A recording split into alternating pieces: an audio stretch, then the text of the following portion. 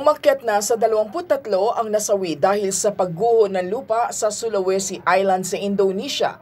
Nangyari ang landslide sa kasagsagan ng malakas na ulan. Kabilang sa mga nasawi ang 4 na taong gulang na batang lalaki matapos matabunan ng gumuhong lupa.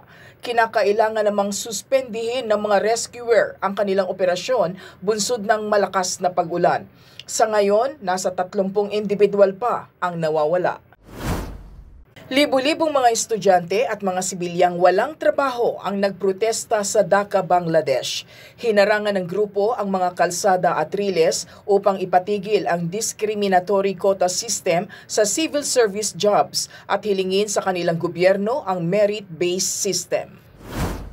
Nasa 87 migrante ang nasagip ng Geo Barents ship na pinamamahalaan ng Rescued by Doctors Without Borders.